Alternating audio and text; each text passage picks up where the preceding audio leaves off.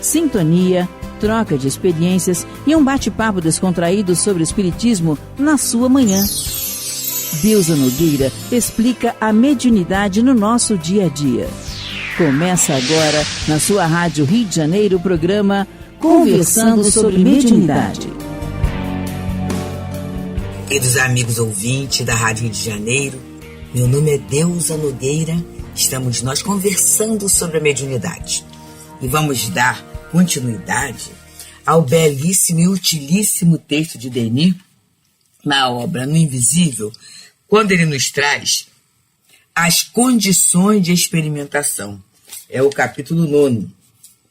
E ele fala assim: as leis, as mais misteriosas do pensamento, se revelam nas experiências. Às vezes, quando os membros de um grupo são presas de vivas preocupações, a linguagem do médium poderá disso se ressentir. Acontecerá o mesmo com a ação dos espíritos sobre os médiuns e reciprocamente. Qualquer que seja o predomínio de um espírito sobre um súzete, se este for inquieto, preocupado, agitado, as comunicações trarão o traço desse estado de perturbação.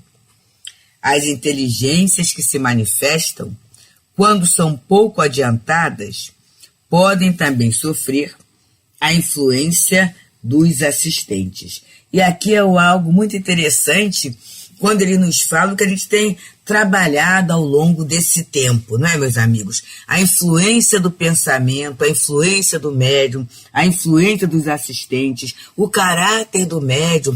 Kardec fala muito sobre essa questão do papel do médium nas comunicações espíritas, a influência moral do médium.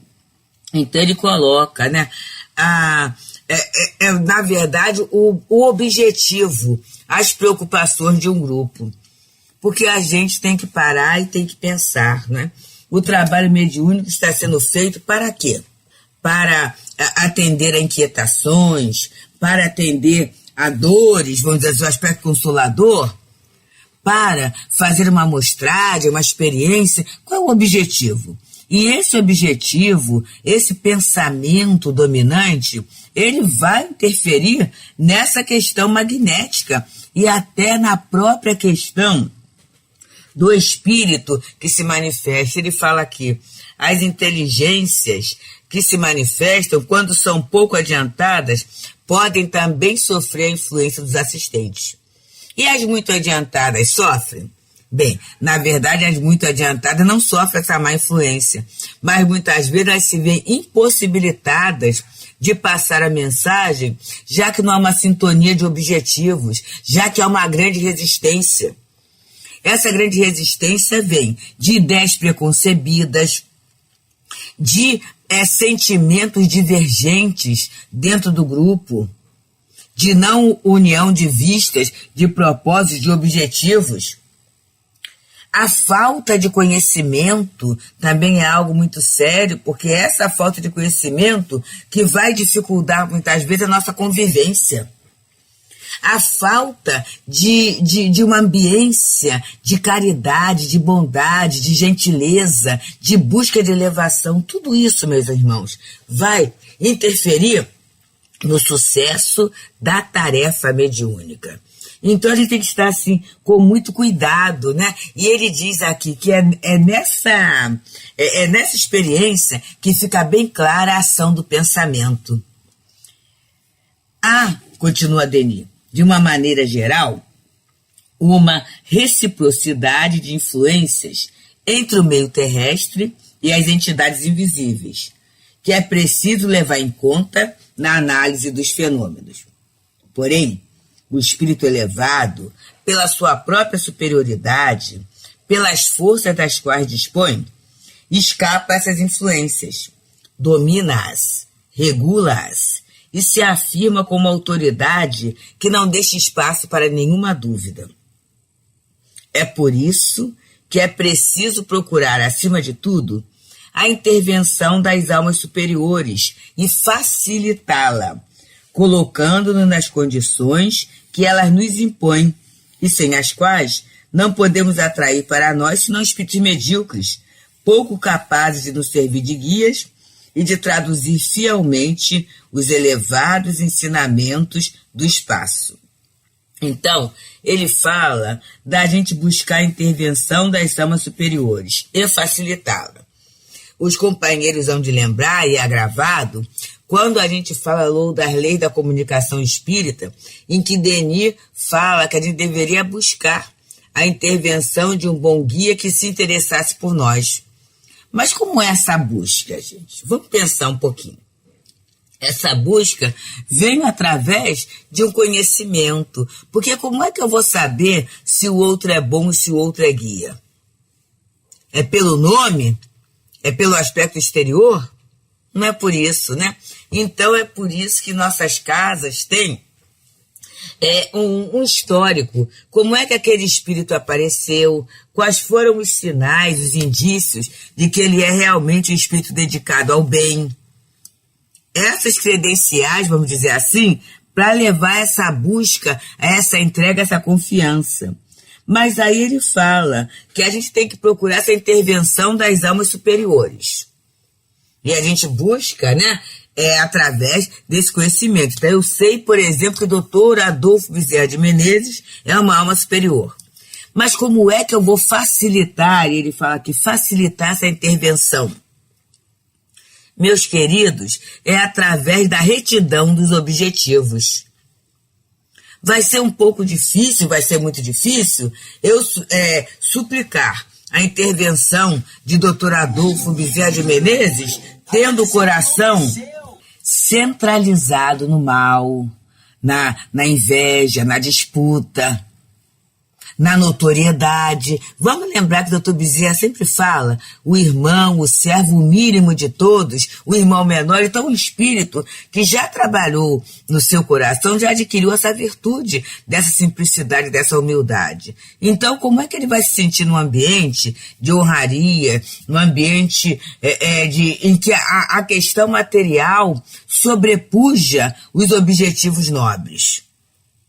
Então, essa facilitação também vem da gente começar a se afinizar, o grupo começar a se afinizar com as tarefas daqueles benfeitores espirituais. A gente pode dividir com os companheiros um tanto a questão do Centro Espírita Fraternal Teresa d'Ávila. Há um dos espíritos, guias da casa, Rafael. Esse espírito se apresentou a partir de um trabalho no dia de Natal, numa avaliação, no final do trabalho. E naquele momento, o Heber, meu marido, né, ele escutou esse nome, eu sou o Rafael. E aí, naquele momento, ele pergunta baixinho no meu ouvido. Estava lá o grupo, no quintal, né, para aquela prece final, ele falou assim, você conhece algum espírito chamado Rafael? Nos lugares que você anda, ele falou isso. Você falou assim, não conheço mesmo, porque é um nome que chama muita atenção, né? E aí passou.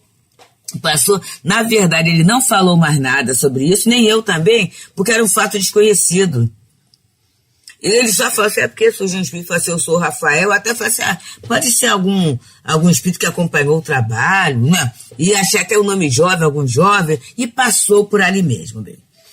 Passam-se alguns anos, e aí nós tivemos, né, o nosso culto, de bodas de prata. E aí o culto foi o Leon Denis que veio na nossa casa, né, a gente fez aquele culto. E ao final da mensagem, né, ao final do culto, veio um espírito e deu uma mensagem, olha só. E a mensagem, né, foi interessante, que o espírito se sentiu... o médium, né, se sentiu como se estivesse assim num castelo e com uma armadura, e ele mesmo, o médium mesmo falou assim, olha, realmente a gente só deu passividade da mensagem porque era a casa de vocês, a gente sabe que é uma casa em que há o culto do Evangelho no lar, é uma casa que está ligada a um trabalho sério, né, vocês são médicos que estudam, o culto também foi num ambiente facilitador, de fraternidade, de estudo, então... era impossível uma intervenção obsessiva, né? Mas ele achou estranho. E aí o espírito começa a falar.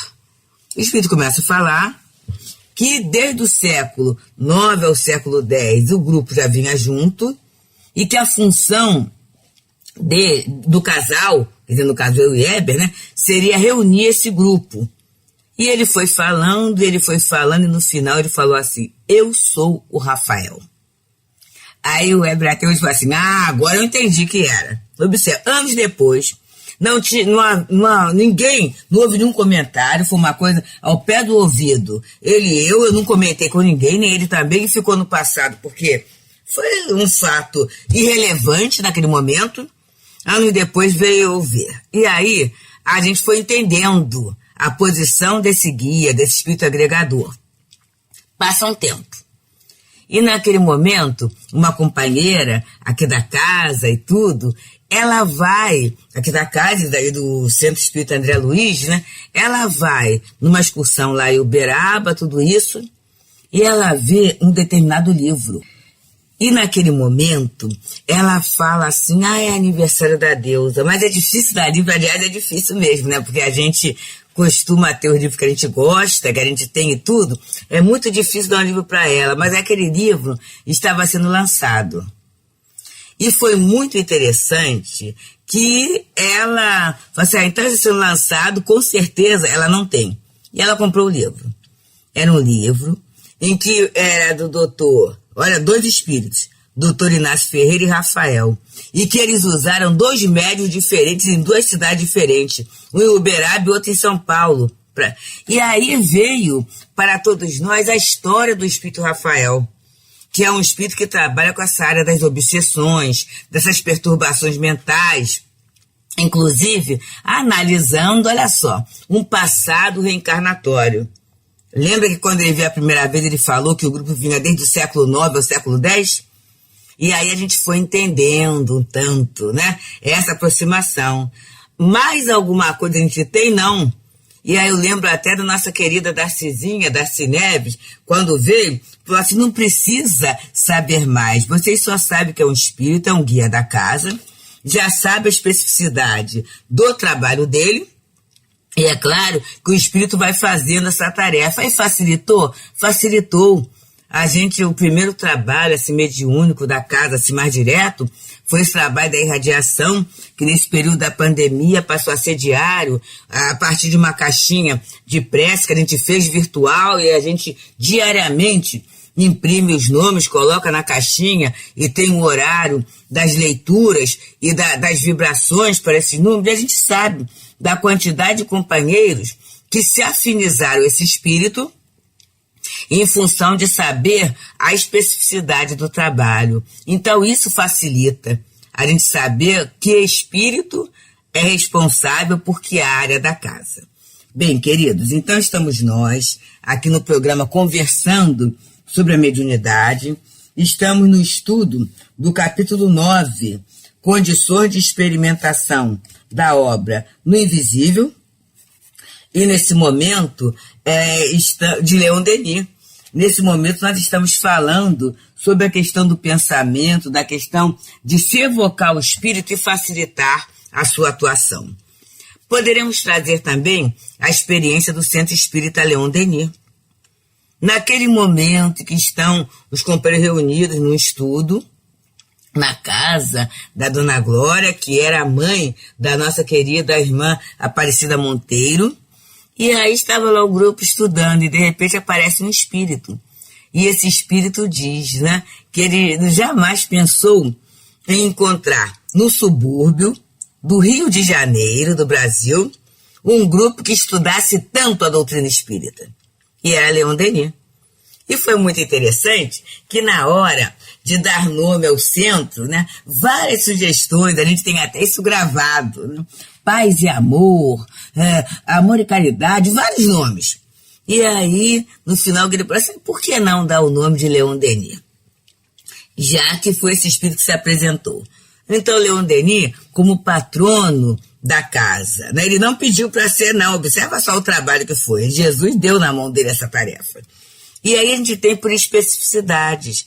Baltazar, um espírito dedicado ao estudo, né, na orientação de estudo, nessa orientação dessa disciplina mental, e a gente fala, por que isso?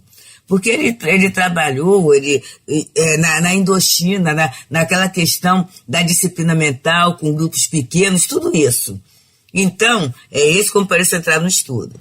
Temos o Dr. Herman, que é esse companheiro, né, que trabalhou na guerra, operou na guerra, e que trabalha com dor, que consegue, meus amigos, a gente lembra muito, não se perturbar com o barulho da gente. No momento que ele atendia na obra social Antônio de Aquino, e naquele momento a obra social estava nas obras, né, aquele monte de terra, tudo muito difícil. Então, de repente, passava alguém e falava assim, atenção, caldeirão de sopa. E o doutor Herman estava atendendo. E ele olhava assim e continuava a atender do mesmo ponto. Né? Quer dizer, o doutor Herman, alguns até brincam, esse grande paizão, essa pessoa que entende bem as nossas inquietações, as nossas confusões, muito diretamente ligado com o grande público. E a Baltazar já é uma questão um tanto mais restrita. E temos Antônio de Aquino, que é um espírito assim da evangelização, ligado profundamente à caridade. Então, quando o Leon Denis fala a intervenção das almas superiores e facilitá-la, é para a gente aprender as evocações dos espíritos, quem eu evoco em que momento. Né? Então, por exemplo, a casa quer ter uma orientação acerca de estudo, acerca de curso. Quem é que vem? Baltazar. E a gente tem as orientações para os encontros, para os estudos, inclusive assim, com uma previsão a longo prazo, sabe? Ele tem essa visão distante. E a gente sabe que é ali. Ah, mas é a consolação, essas dificuldades todas que tem. É Dr. Herman que está ali, né? É claro que tem outros espíritos, mas eu estou falando assim. A supervisão geral e temos os outros auxiliares. E assim, gente, cada espírito vai tendo a sua especificidade. Para a gente conhecer, para a gente, aliás, aproveitar e ser eficiente, é necessário que eu trabalhe esse conhecimento, que muitas vezes eu passo e é por ouvir falar. Eu lembro quando Maria Dolores se apresentou, e aí eu vou contar o fato, né? Naquele momento, a nossa querida irmã Amália Cordeiro, coordenando os grupos de estudos sobre a família na visão espírita, já estava, parece, no 2º ano. E naquele momento, ela chega para o altivo e fala assim, altivo, olha só, todo curso tem um patrono, o curso da família não tem. Vê se você pede o plano espiritual para indicar um patrono para esse curso. E aí, ela sai, naquele momento ela trabalhava na livraria da casa, né? Ela sai. E daqui a pouco o altivo a chama, e ela acha até que é para falar sobre algum assunto relativo à livraria. E ele fala assim, olha, o espírito já se apresentou, Maria Dolores. Aí, eu estava chegando na casa naquele momento. E o fato é contado. E eu falei assim, só tem a ver. Porque Maria Dolores, enquanto encarnada, num primeiro casamento, ela passou, assim, grandes apuros mesmo. E aí, imagina alguém, década de 50, separada, né? Não havia lei do divórcio, a separação, interior de Bahia. Então, quanto sofrimento, quanta discriminação, quanta dificuldade. E ela então casa, ela tem um 2º casamento. E no 2º casamento ela adota uma quantidade de meninas, uma quantidade de crianças para cuidar. Então a gente sabe que um espírito como esse, e uma situação, uma característica, sem jamais se queixar. A gente pode ver na obra dela, no trabalho literário dela, sempre uma correlação com a natureza, com o amor de Deus, com o sentimento de gratidão, de bondade, misericórdia, maternando as nossas almas. Então, observa só, um espírito que passou por experiências dolorosas dentro da vida conjugal, né? E que encontra em Jesus e na doutrina espírita a sustentação para a continuidade. Tem muito material, tem muito elemento, tem muita base para poder falar, para poder orientar, para poder intuir num curso da família. Então, Maria Dolores começa a ser essa patronesse do curso da família na visão espírita, lá da casa de Leon Denis. E foi muito interessante que, a partir daí, os companheiros passaram até a tentar conhecê-la e até, muitas vezes, a rogar intervenção em questões familiares e com um grande sucesso. Mais tarde, o NVG, Núcleo de Valorização da Gravidez, era da gravidez, né? Também tem em Maria Dolores uma patronesse, um espírito que ajuda. Então a gente vai vendo, gente, essa facilitação. E aí, vamos lá. Se a gente não tem conhecimento, não sabe qual é o espírito, é só pelo nome? E aí Kardec até fala do cuidado que a gente tem que ter com espíritos que se apresentam com nomes pomposos, com nomes famosos, que nem sempre eles são aquela individualidade. E também não é por o nome ser famoso e pomposo, quer dizer que a criatura seja boa. Na casa espírita, a gente procura a espiritualização do sentimento, né? Não a humanização, a materialização desses mesmos. Então, não é um aspecto exterior. É aquilo que o espírito tem de melhor para ser um orientador. E ele, para ser um orientador, ele tem que ser alguém que já se orientou dentro da plataforma da doutrina espírita. É diferente do grupo de trabalhadores. O grupo de espíritos trabalhadores de uma instituição, na maioria das vezes, é gente que está aprendendo junto com a gente. Estão aprendendo ali. Estão sendo patrocinados, orientados por esses irmãos maiores. Então estão aprendendo. E se sentem muito felizes pelas tarefas. Hoje mesmo eu pensava que eu via uma pessoa muito querida fazendo uma tarefa, assim, uma tarefa bem simples. Mas a alegria com que aquela pessoa fazia aquela tarefa simples. E eu pensava assim, né? Que coisa boa quando a gente aprender a evangelizar, a sublimar os nossos sentimentos, independente da relevância da tarefa, independente do aplauso, independente daquele que está vendo. Trabalhar por amor ao trabalho, do amor ao serviço. E a gente observa essa postura em muitos trabalhadores da casa espírita. Estou falando de trabalhadores espirituais. Encarnado também a gente observa, mas eu estou falando aqui desses trabalhadores espirituais que se sentem felizes ao serem orientados e fazerem parte da equipe daqueles amigos maiores. Me lembro agora de companheiros que fazem parte do trabalho da irradiação. Aqueles que na hora que a gente coloca o nome na caixinha, eles já estão anotando ali aqueles nomes. Para que estão anotando? Para serem levados aos canais competentes e ali ser feito, né, a seleção. Porque tem os que anotam, tem aqueles que selecionam e tem aqueles que tomam a providência que vai ser tomada. Então, observa que coisa interessante. Se não houvesse aquele que anotasse, não é isso? Não haveria aquele que pudesse selecionar. Se não houvesse aquele que não selecionasse, dificultaria o trabalho daquele irmão maior que vai tomar as providências. Então a gente vê em tudo o encadeamento, meus queridos. E esse encadeamento, essa facilitação para a atuação da espiritualidade superior, nós podemos treiná-la ainda enquanto encarnado. A tarefa que nos for concedida, que a gente faça com zelo, com atenção, procurando aprender tudo que eu puder dentro daquela tarefa. É para fazer anotação que eu bem aprenda isso. É para fazer uma seleção que eu bem aprenda isso. Que tudo que eu fizer, eu possa aprender para ter essa experiência. Por quê? Quando eu aprendo, quando eu me empenho, eu estarei sendo um facilitador da atuação espiritual dentro daquele setor, seja ele de socorro, seja ele de esclarecimento, seja ele de amparo, seja qual for, ligados ao bem.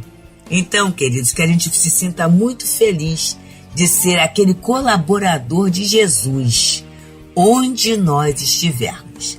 Muita paz. Deusa Nogueira explica a mediunidade no nosso dia a dia. Programa Conversando sobre Mediunidade.